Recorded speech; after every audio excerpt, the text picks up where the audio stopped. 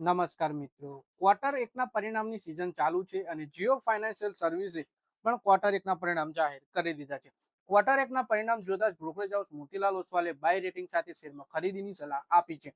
તો આ શેર વિશે અને ક્વાર્ટર એકના પરિણામ વિશે આપણે વધારે માહિતી ડિટેલમાં જોઈએ. નવા બિઝનેસ શરૂ કરવા અને હાલના ઓપરેશનને વધારવા માટે કરવામાં આવેલા રોકાણના કારણે કંપનીના ઓપરેટિંગ ખર્ચમાં વધારો થયો છે, જેના કારણે મોતીલાલ ઓસ્વાલ ફાઇનાન્શિયલ સર્વિસે તેના FY 27 અને FY 28 ના શેર દીઠ કમાણીના અંદાજમાં 4 થી 6% ઘટાડો કર્યો છે.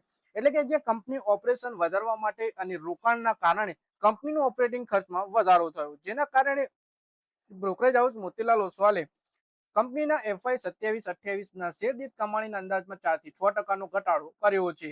મોતીલાલ ઓસ્વાલે કહ્યું કે જીઓ ફાઇનાન્શિયલ શેર FY 27 ના અંદાજિત P/BV પર 1 ગણા ઉપર ટ્રેડ થઈ રહ્યો છે. FY 26 થી FY 28 દરમિયાન કંપનીના કન્સોલિડેટેડ પેટમાં 46%ની CAGR ની અપેક્ષા રાખીએ છીએ અને 315 રૂપિયાનો ટાર્ગેટ સાથે બાય રેટિંગ જાળવી રાખીએ છીએ.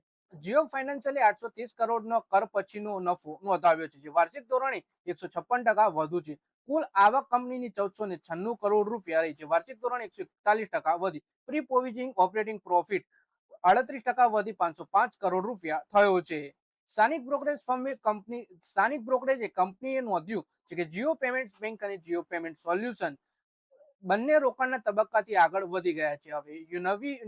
હવે યુનિટ ઇકોનોમિક્સના સ્તરે સકારાત્મક યોગદાન આપી રહ્યા છે. મેનેજમેન્ટના જણાવ્યા મુજબ જીઓ ફાઇનાન્શિયલે બ્લેક રોક એસેટ મેનેજમેન્ટ, વેલ્થ મેનેજમેન્ટ અને બ્રોકિંગ વ્યવસાયો તેમજ ઓલિયન્સ વીમા સંયુક્ત સાહસનો ઓલિયન્સ ઇન્સ્યોરન્સ જેવી રોકાણ કરવાનું ચાલુ રાખ્યું છે. મોતીલાલ ઓસ્વાલને આશા છે કે જીઓ ક્રેડિટની કમાણીમાં દર વર્ષે વધારો થશે. બ્રોકરેજ મુજબ FY 26 થી FY 28 દરમિયાન જીઓનું ક્રેડિટ AUM CAGR અને 85% અને પેટ CAGR 145% રહી શકે છે. કંપની મેનેજમેન્ટે જણાવ્યું કે લોન બુકને જવાબદારીપૂર્વક વધારવા પર ધ્યાન કેન્દ્રિત કરવામાં આવી રહ્યું છે અને સારી એસેટ ક્વોલિટી જાળવવા માટે કડક ક્રેડિટ અંડર રાઇટિંગના ધોરણો અપનાવવામાં આવી રહ્યા છે. જીઓ ફાઇનાન્શિયલે જણાવ્યું કે કંપનીની પ્રેફરન્શિયલ વોરંટ ઇસ્યુ હેઠળ પ્રમોટર પાસેથી 5,934 કરોડ રૂપિયાનો બીજો હપ્તો મળ્યો. આ સાથે જ કુલ મૂડી રોકાણ 9,890 કરોડ રૂપિયા થયું. બાકીના 6,000 કરોડ આગામી ક્વાર્ટર મળવાની અપેક્ષા છે, જે કંપનીના ભવિષ્યના વિકાસ માટે મૂડી આધારને વધુ મજબૂત બનાવશે. તો મિત્રો, આ વિડીયોમાં વાત કરીએ આપણી જીઓ ફાઇનાન્શિયલ સર્વિસના શેર વિશે, જેમાં બ્રોકરેજ હાઉસ મોતીલાલ ઓસ્વાલે ક્વાર્ટરલી પરિણામોને જોતા બાય રેટિંગ સાથે આ શેરમાં ખરીદવાની સલાહ આપી છે.